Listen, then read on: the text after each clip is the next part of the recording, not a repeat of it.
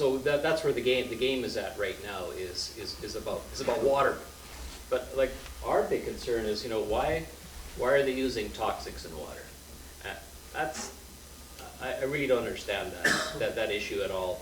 Our attitude about putting toxics in water, I think is something that should be discontinued. It's these companies that are sending people up here to do the fracking, and these companies, these decisions, they're made by some guy at the Encana building, some guy at the Halliburton building. And corporations by law are required to make money. They're required to make that profit, and it's just going to continue doing this no matter what until there's a regulation. Like OGC, they regulate what the government sets in place, the law, and that's all they do. So at the end of the day, the law is the only thing that has to change. It's the one thing that has to change. And yeah, that's that.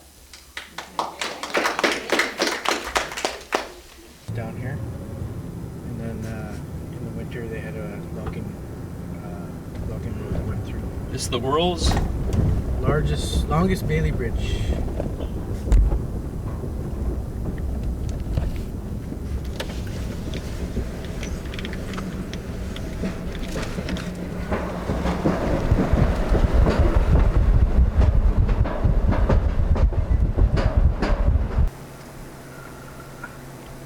One-time pre-arranged convoy with projects may be accessible.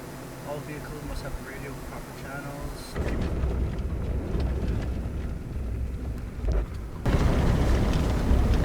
Oh, that is a big bore. You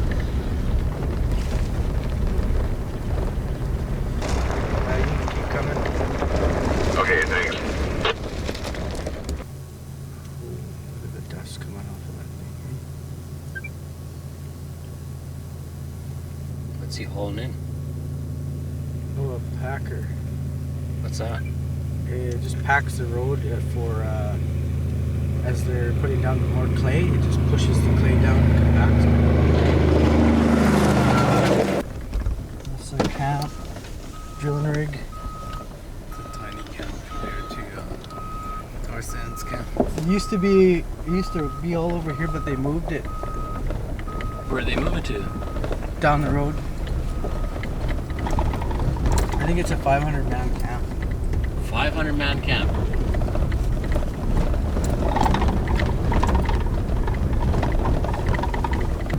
Holy shit, there's 3 of them. So there would be like what, 20 per well, something like that? 20 wells per pad. Well, these are just 3. Water.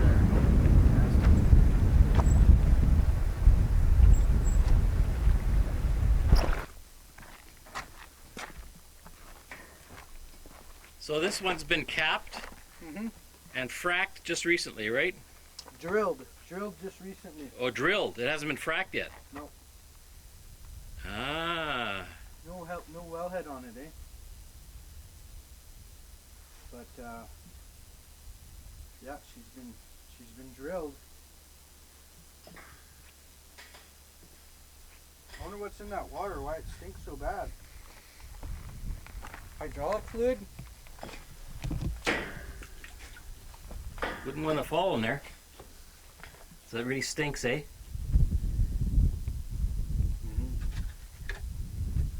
And over there could be, that's a pit.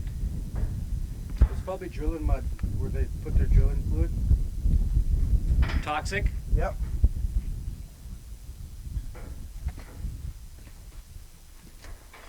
Okay, so they haven't fracked.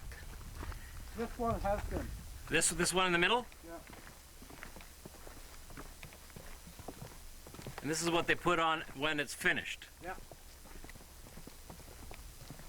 Yeah, she's ready to rock. IMP Comey. What do you mean, ready to rock? So, see that valve coming off? Yeah. They'll put a pipeline, the pipeline will tie in right there. Yeah. The pipeline will go where? Tie into that valve that comes off, Yeah. and it'll go that way. So, I'm really curious on what the hell's in that water. Yeah, it doesn't look too healthy. It's probably pretty deep too. That's a drilling control center. I wonder if they mind if I use their washroom.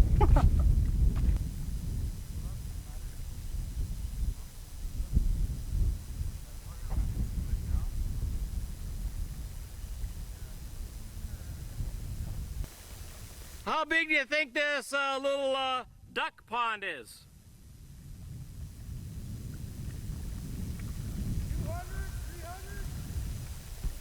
250 meters? 200 by 50 meters, okay.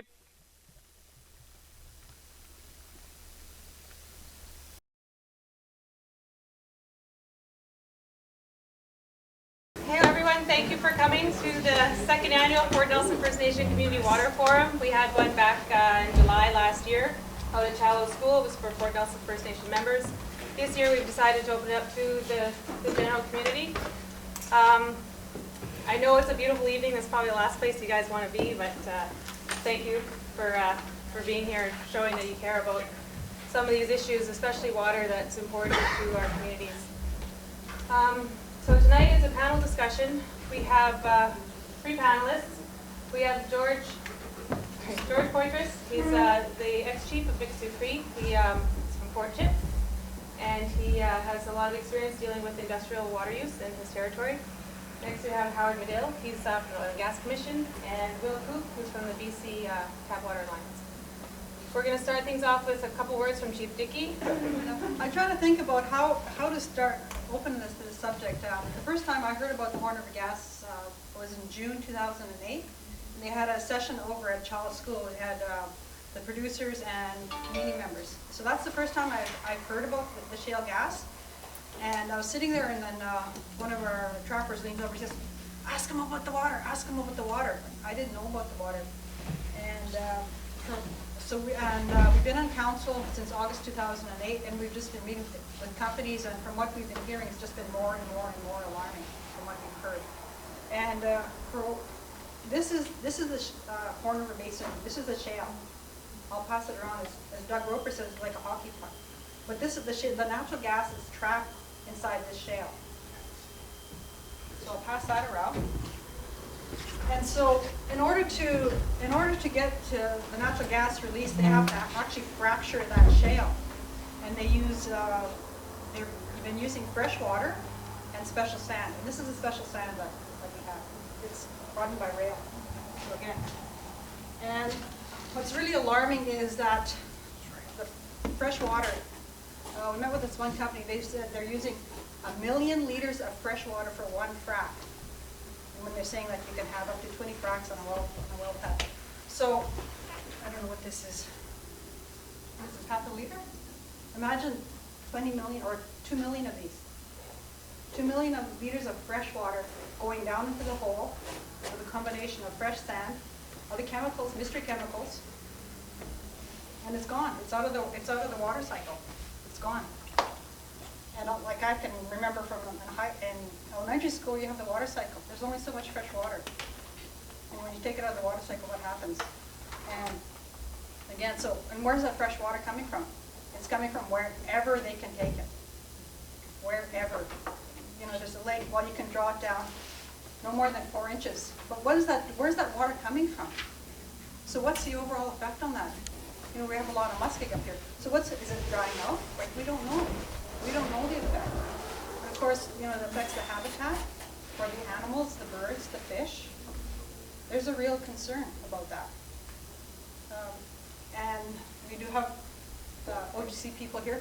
And in terms of, we're saying, well, how is it regulated? Who's keeping track of how much water that is being taken out? There's 2 processes. They can either go to Ministry of Environment to get a permit, or they can go to the OGC. So they can go 2 different ways to get water, to access the water, fresh water in our area. But again, it's alarming. And just to continue chronology, I was trying to think of how am I going to organize this. But we had on April 27th, we had the Horn River Activity Update, and I made the announcement then this water forum was going to happen.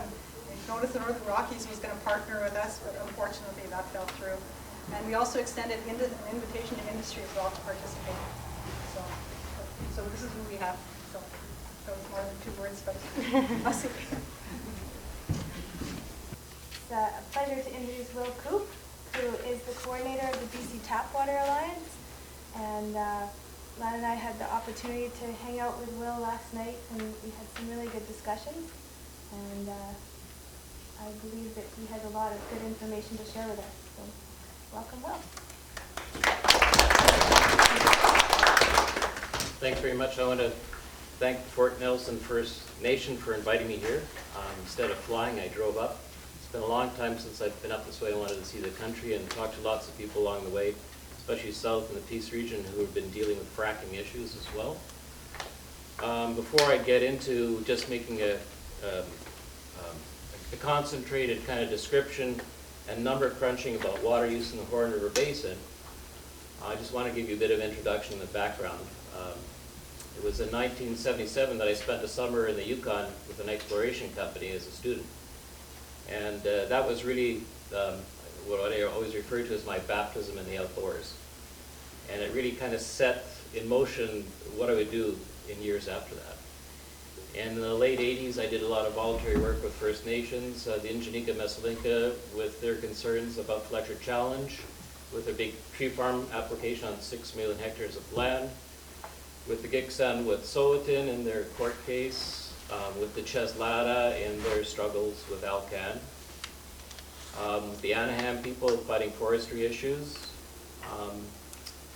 and in the 1990s, I started doing advocacy work to re-protect the Greater Vancouver watersheds, an issue that I was very much involved in for 8.5 to 9 years on a daily, week-to-week, monthly, and yearly basis. And in November of 1999, the Greater Vancouver watersheds were once again re-protected. In the year 2000, I did a report for the Coquitlam First Nation called Redfish Up the River, and as a result of that report, we found some missing fish that were gone for about 100 years in the reservoir. And in that year as well, I got involved with protecting the areas that were under threat from ski hill development, with Al and Nancy Green Rain in the Duffy Lake area. And in 2006, I came up with a book based on the BC Tap Water Alliance work on protecting source watersheds for British Columbians. I started this along with other people in February of 1997, and it's still going very strong. We have a website. And that book that came out in 2006 is called From Wisdom to Tyranny, A History of British Columbia's Drinking Watershed Reserves. And I'm going to be giving a copy to the Fort Nelson First Nation. And in that year too, in June, I made a submission to the National Energy Board about Kinder Morgan's Anchor Loop pipeline that went through Jasper Park and Mount Robson Parks. And that was a long presentation with an 80-page chronology of oil industry issues. So that's how I got submerged in this issue. And just recently, I just saw an article in the Georgia Street about fracking and the use of water at the end of January. And that's what got me involved. I felt quite strongly. I was kind of moved. And so I started a website called Stop Fracking British Columbia. And that led me on a path of discovery. And where I went was in the United States. And on our website, and I'm sure the Fort Nelson First Nation can give everybody the website address, there's much information that I've got there about website links, reports, all kinds of issues that have been ongoing in the United States for several decades about fracking issues. And so what I kind of discovered, there was a revolution going on in the United States. And so I was trying to bring that to the public attention through the website. And so what I also discovered in doing research over the last 3 months, I'm just beginning in this path of discovery, is that there is a long and deeply rooted political culture of favoritism with the oil and gas industry in the United States, and they enjoy all kinds of exemptions. And the exemptions go on to this whole thing about fracking and what fracking has done to upset groundwater issues. And the industry now denies that there is any relationship between fracking activities in this, and that's just one of the issues there. But so in the United States, there was also important litigation that began in 1989 that ended in 2002. And this really resulted around the fact that fracking was kind of exempt from the Safe Drinking Water Act, and that certain states were not abiding by these laws, and so there's a lot of concern that raised around this. And in 2005, the Bush-Cheney administration exempted fracking under the Safe Drinking Water Act. And so now with the Obama administration, Congress has now initiated the Environmental Protection Agency to do an examination to fracking. It's going to occur over a period of 3 years, and to look at what they call a life cycle of fracking. And as you know, there's been a huge movement by the oil and gas industry, by the gas industry, to get into these deep shale plays, not only in the United States and all the basins here, but internationally. This is not just something that is occurring here in the Horn River Basin. It's everywhere. So we have the Schlumberger, we have Halliburton, BJ Services, the service industries. They're deeply involved in this international kind of thing that's going on. And so in the United States, it erupted in the Marcellus deep shale formation, and people there wanted to protect their drinking water, which is New York City's water supply, huge area. And so right now in the United States, there's this investigation that's going on for a period of 3 years. It's something what I call talk and frack, because it's what you heard about talk and log. So while the fracking's going on, they're doing the examination. And the New York State came out with this 800-page report that looks at hydraulic fracturing.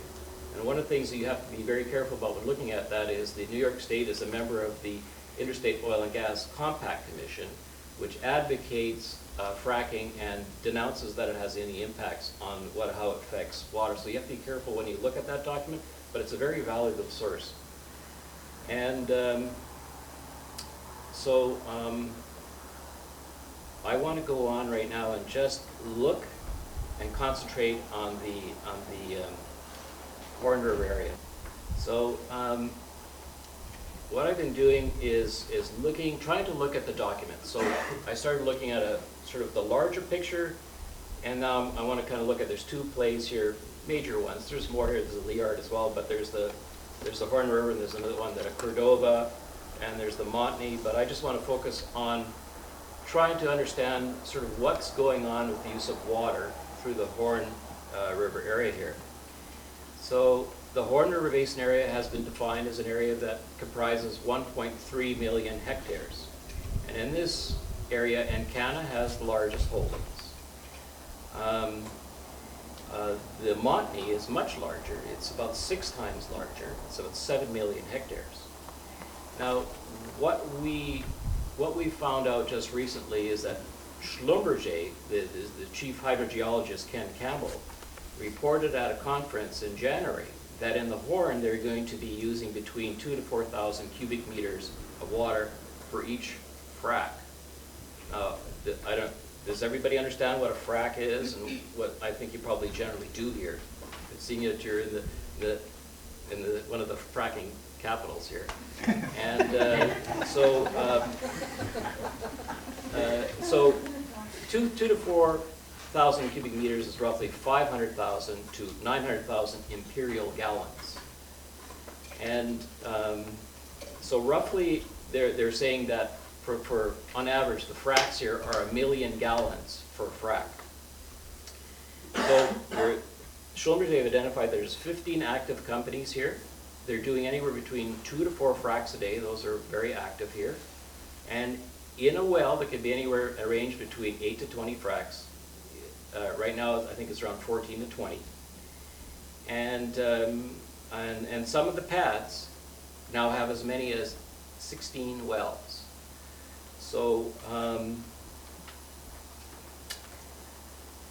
in Ken Campbell's presentation, he identified that in Canada's operations here, they're having 20 fracks a well, and that it's 1 million gallons per frack or segment, and that there are 91,000 cubic meters of water, or 20 million gallons for each well. And so if you're going to be trucking it in for each frac, that's 355 water trucks only, that are not counting all the other trucks. And Schlumberger has identified that there's a number of source options: Fort Nelson River, the Mikisew River, Prophet River, the Hay River. And they also identified that water is a significant cost component in development of shale gas. Now, there was also a PowerPoint presentation by Adrian Hicken, who's the Ministry of Energy, Mines and Petroleum Resources geologist, who suggests that as the proposed developments start gearing up, the Horn River area alone, there could be needed annually of 16.2 million cubic meters of water. That's 3.52 billion imperial gallons per year. So the question is this assumption right? Is it far too low? And I'm going to suggest that it's far too low. In 2008, the government's Geoscience BC and the Horn River Basin group worked together to identify what the OGC has said is looking at means to use this water, and they were provided $5 million in funding. And so recently, in the end of April, Elizabeth Johnson, who's a geologist, I believe, with MENPR, a hydrogeologist. Yeah, hydrogeologist. She wrote a report called Conceptual Water Model for Horn River, and she said that within the Horn River Basin there's 8 distinct watersheds. And I'm not going to tell you what they all are right now, but just to let you know that the fracking is going to happen in these watersheds. So, and she also mentions that there's a 1 active water license and 210 temporary water permits. This is also what's really interesting, is that she says that in the Horn River Basin there's expected to have 3 to 8 wells per gas spacing unit of 240 hectares, or 593 acres. But, but what does this mean? And she gets this comment from somebody that she knows. But she doesn't make the calculations for it. So I'm going to make the calculations for you. So you can divide the entire Horn River Basin, that's 1.3 million hectares, into 240 acre units and come up with a total figure for all the wells. So that means there would be 5,417 gas basin units. But does this mean then there would be a total of anywhere between 16,251 and 43,336 wells based on that assumption? Well, there's another general statement made by B.J.R. Hayes from Petrel and Robertson Consulting Limited, who works for Geoscience, said that there will be thousands of wells drilled in the Horn River Basin, but fails to say how many thousands. He says that there will also be enormous volumes of water, but fails to provide an estimate. He also states that enormous volumes of wastewater will be generated, but fails to provide an estimate. So Geoscience BC provides us with some suggestions as to the total impacts. So using these figures that I just told you about, if you average 15 fracks a well, then the totals will be between 243,765 and 650,040 single fracks. That would mean that if each frac varies between 2,000 to 4,000 cubic meters, then for 243,000 fracks, there would be needed between 487 million to 975 million cubic meters. For 650,000 fracks, there would be needed between 1.3 billion to 2.6 billion cubic meters. That's a range of 107 billion to 572 billion imperial gallons of water. So if there are 355 trucks delivering 1 million gallons of water for each frac, that translates to anywhere between 38 million to 202 million truck deliveries of just water. But they're trying to be more efficient about this stuff. I'm just trying to do some kind of number crunching for you, just as we're having some fun here. So what we're seeing is that maybe there's some of these assumptions have some problems with it. And also, in terms of toxics, there could be anywhere between 2.4 million to 4.8 million cubic meters of toxics, because they comprise 0.5% of each frac.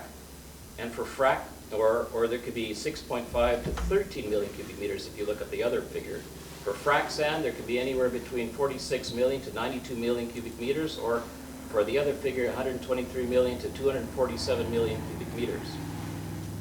But if you can allow me to get into an interesting example here, and then I'll finish up. But let's just look at a current example in the Horn River Basin by Apache. So it's currently conducting a fracking method. It's a new fracking method on one of its pads designed to engage in more efficient fracking. On one pad, there are a total of 16 wells, all lined up in a row. The fracking equipment is designed to alternate frack jobs from one well to the other.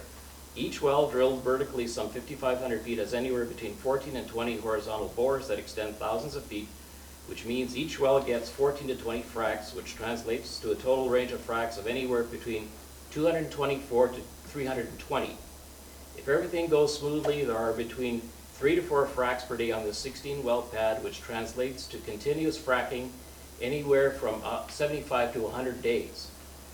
Apache's site is video and data linked to a central war room in Calgary for continuous systems and site monitoring.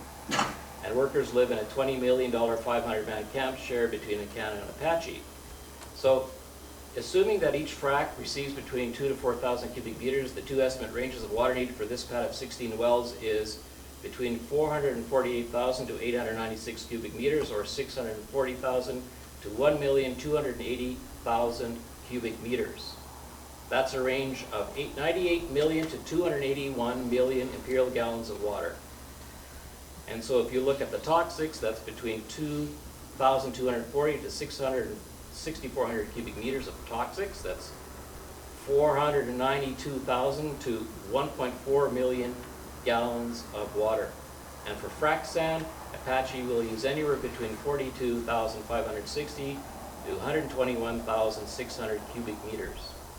So what I'm saying is that this example alone, looked by itself, we need to investigate, what these figures are that we're going to look at for just for the use of water, frac sand, toxics, and many other things. Oh, thank you very much, Will.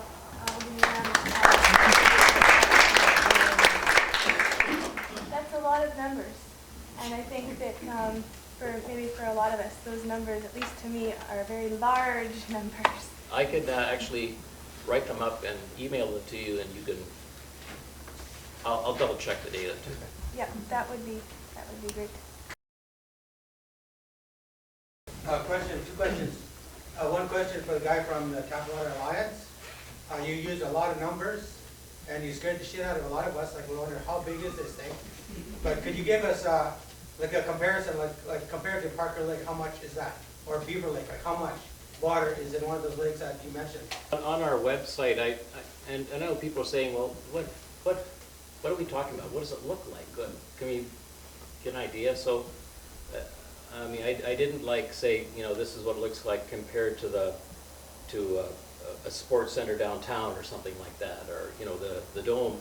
But I did say here that in 50 wells that were drilled in the Horn River by Encana, I said that translates to 4.545 million cubic meters, which is it's a cubic container containing 165 meters wide and tall, which is like 540 feet in either direction going up.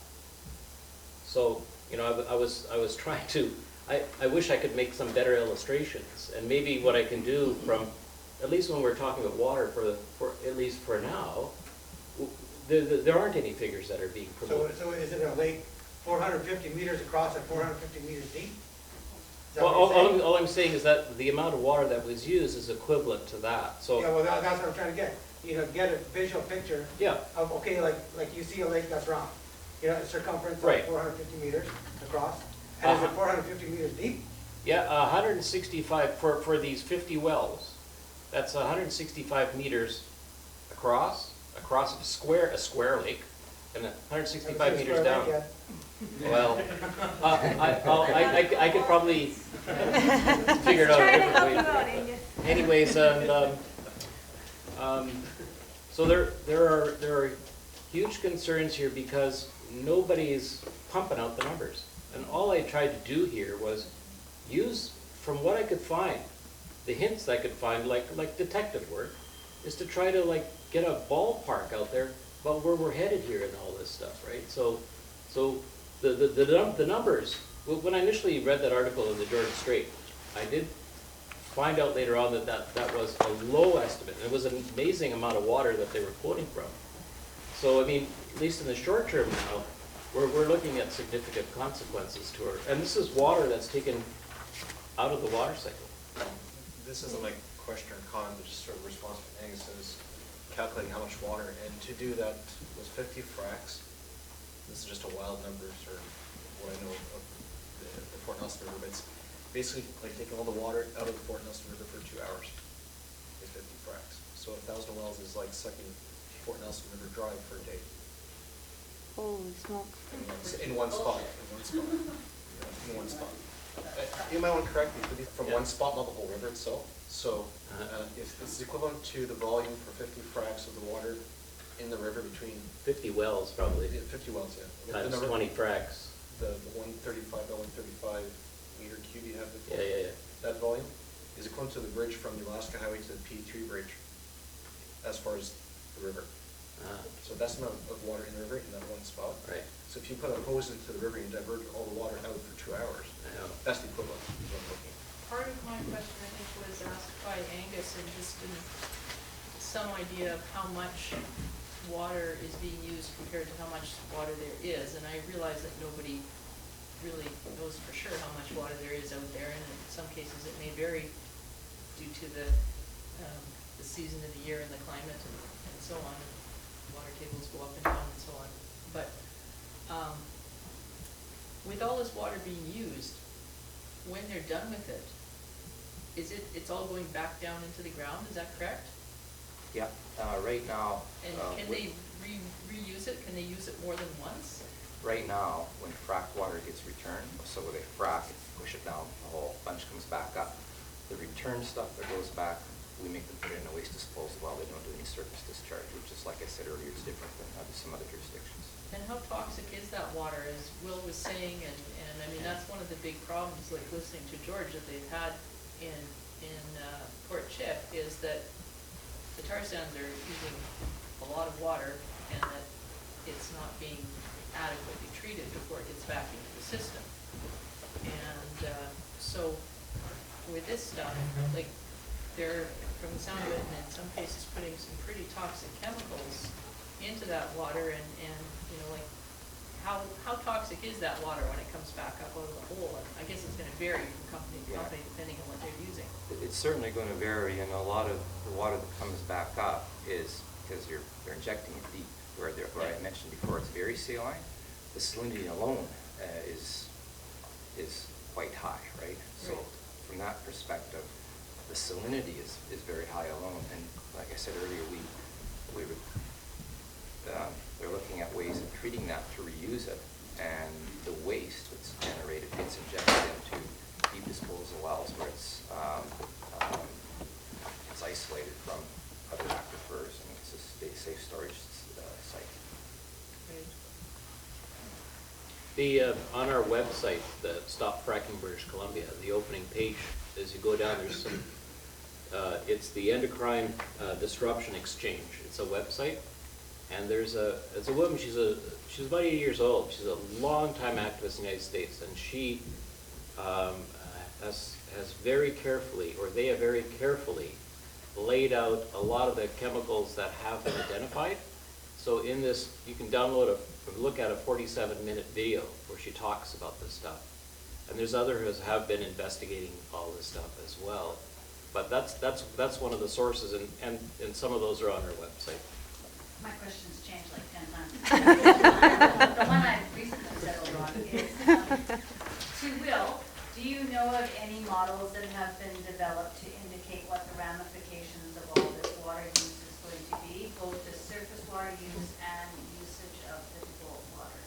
The Horn, no, I like I say, there really hasn't been any in-depth planning, public planning, that like the geoscience people are just came out with some of this information, but in the geoscience reports, they're not They're making summary reference to what the implications may be.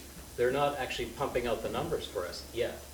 So all I was doing there was through what they were saying, I was trying to understand what the numbers may mean. I'm just playing with that. But for models, no. So just forgive my ignorance here then, everybody's sorry if you all know the answer to this, and I'm just missing the link here. But if there hasn't been the studies and there hasn't been any models as to what the ramifications of all this water use might be, how is it even possible that so much water is being used? What am I missing there? Well, yeah, I think that what the industry understands right now is that they need a lot of water. That this is a major component of their all their business transactions, all their investments right now. It's a huge problem for them internationally, and so that's where the game is at right now is about water. And it's really a big problem in the United States. It's a huge problem there. It's being identified as such. But like our big concern is, why are they using toxics in water? I really don't understand that issue at all.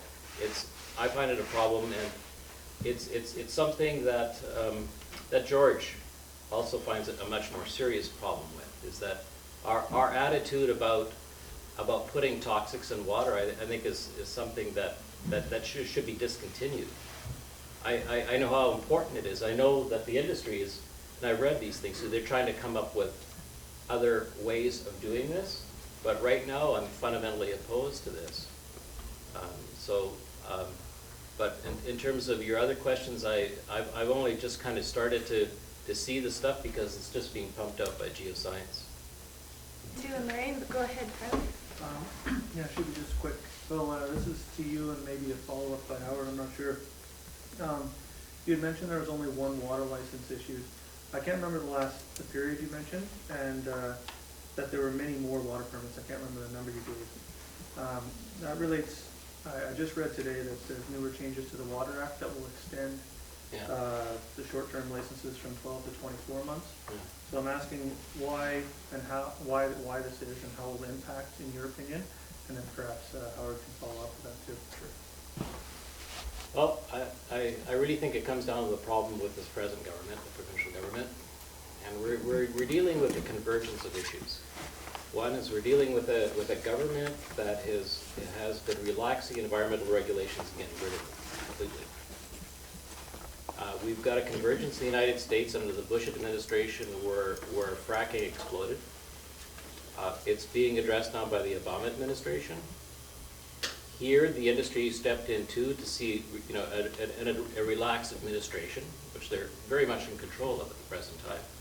So they're here in the Horn, they're here in other places. They're out to grab as much water as they can. They're trying to go through the legislation as it exists to get what it is that they want. There are some loopholes. We don't have any groundwater legislation, those kind of things. And what's really missing, what's lacking, is land use planning and public involvement. And one of the problems has been is that when legally enforced land use planning was introduced in November of 1994 by Stephen Owen, called the Sustainability Act, both governments, both the NDP and the Liberals that were the opposition, made no mention of this. It only got mentioned once in the legislature, in the House. But what we really need is, there is no planning here right now. There should be. These are huge impacts on the environment and the water resources in the air. And so your question about water permits is a bigger question. And if proper planning were to take place, as was once contemplated by the Ministry of Environment in Alberta in 1972, that the tar sand should be developed over a 750-year period, a report that wasn't released to the public until 3 years later until somebody released it, been fought by the industry now to develop in a period of 40 or 50 years, the same kind of activities taking place here and elsewhere at a very concentrated and fast level. And And so I think what we need to do is step back. We need to step back and have very proper planning procedure about what these things are, what the long-term costs of these things are. Should natural gas be exported around the world? Who's calling the shots, sort of thing. So, but what we don't have an accountable government. I think, I strongly believe this. I've been saying this for a long time and watching what this government's been doing. And, you know, and the problem in Fort Chip, you know, and I'm really ashamed of the federal government because we have a government that has lost accountability with the public, I think. So I think that the public in British Columbia, public in Canada, needs to come together to sort things out and reestablish some proper direction. And this needs to happen around the world. And this 24-month thing versus the 12-month thing, there is a proposed discussion paper out right now, and a proposed amendment to the Water Act to change Section 8s from 12 months to 24 months, right? So that's out there as a discussion right now. I don't think the law has been changed or the Water Act's been changed. It's just a discussion paper item right now. So I think MOE is inviting feedback on that paper right now. MOE being the Ministry of Environment. Ministry of Environment, sorry. Yeah, we made a submission to the Ministry of Environment, to a short 8-page submission on the Water Act. And what we encourage the government to do is to write a very strong preamble, which once existed in some form with the Forest Practices Code Act. And the government removed that in 2003 because it was being very effective in the courts. So the stronger your legislation are, the stronger the protection for the land. And so I don't know what this government's up to by revamping the Water Act, which hasn't been done in over 100 years. I have some problems with where they may be heading. So that's why we've called for in the paper that a task force be established to really address what all the issues are. So, you know, the government may choose not to listen to what an independent task force may want to see at a complicated, comprehensive level. But I think there has to be some kind of mechanism to address all the issues that are facing us. And I just really think that they're trying to fast track some things. To respond to that, so they're creating a task force to change the Water Act. What I suggested in my paper, in my submission, is that what's really needed is a more comprehensive analysis with strong, independent public input that's coordinated together around the province to look at all the issues. They meet together, they have the discussions, they bring all the stuff together, they make their submission to the government. So in other words, there is no kind of weasel way around whatever somebody may be contemplating. Is that these issues are front and center, and then if the government chooses not to deal with it, which they probably will. Okay, and then going back farther about the dumping, there's only 3 compliance enforcement officers here in all of Northeastern BC. They may have sections, then 2 eyes in one section is not enough. And when somebody jumps, there's not enough time for you guys to come and look at it. By then it's gone and seeped into the ground. Like, by the time I make a complaint to Tim, if I make a complaint to Tim or someone phones the 1-800 number, what's the timeline that something happens? By the time somebody gets out there and looks, it could be a week, a day, 2 hours, what is it? There's these cumulative effects. You know, we're looking at fracking that's going around the world right now, and much more that's going to be happening. So, you know, I'm interested in not only local issues, but I'm looking at I'm interested in everything that goes on. So what are the total impacts around the world, for instance? You know, and there's, as the stuff is happening, there's a lot of energy that's being consumed by the industry. Well, oil that's being burnt into the atmosphere to doing all this stuff, right? So this is going on at a global level, as they're assumingly using this as a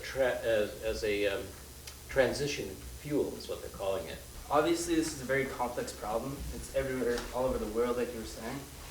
But I just see it very simply as it's these companies that are sending people up here to do the fracking, and these companies, these decisions, they're made by some guy at the Encounter building, some guy at the Halliburton building, and he's just some guy. If he's not going to do that job, if he's not going to make a profit, someone else will, and that's just how organizations work.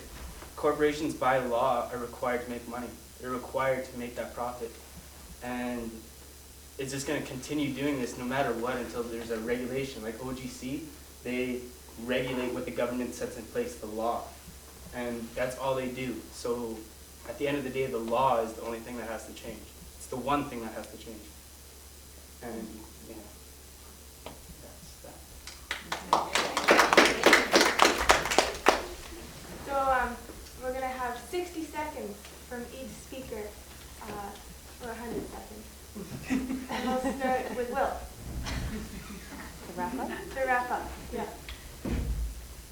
So I've summarized how important it is to have proper public planning at a very comprehensive level. That doesn't exist. We see that that there really isn't a proper plan to understanding how many of what the resources are and how they're being exported and exploited so very quickly. And we don't have we don't have proper legislations, both federally and provincially, that address these kind of complicated issues.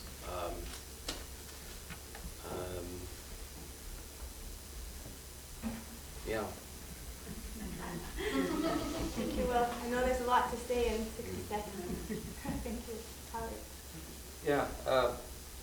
Again, like sort of my little presentation at the start, I went over some of our challenges and successes, and you know, with the OGC, we're the regulator for the oil and gas industry.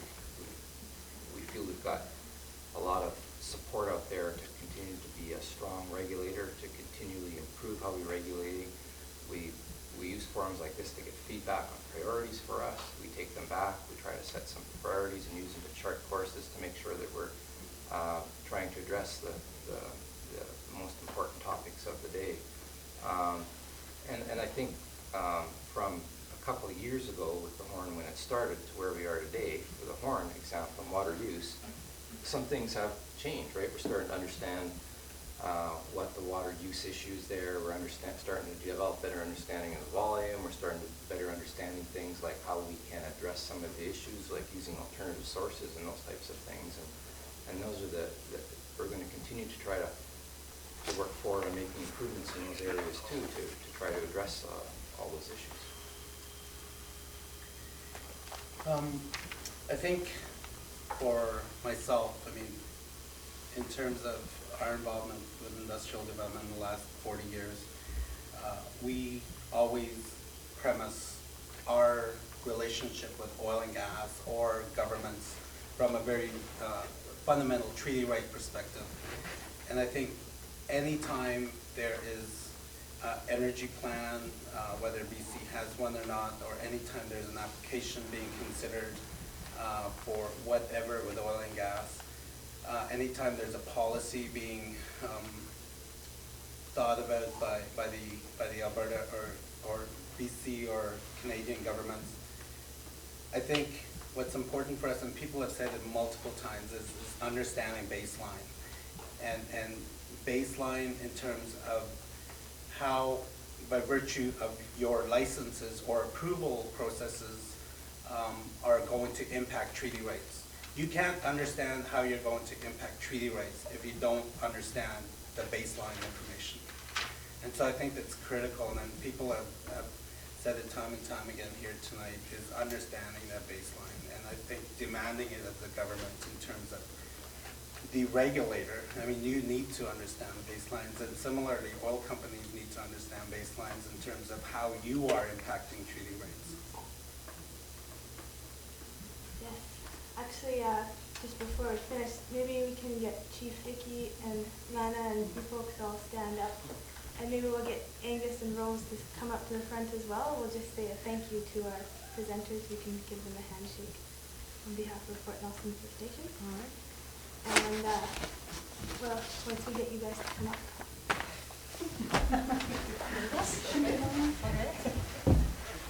Angus, you got called on. Where would you like us to stand? That's perfect there. And we'd just like to have you guys stand up too, and just like to say thank you very much from our community here. And Rose, so thank you very much.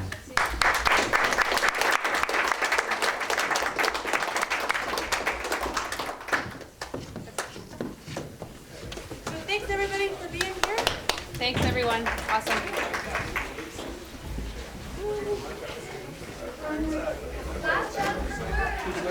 Take some food home.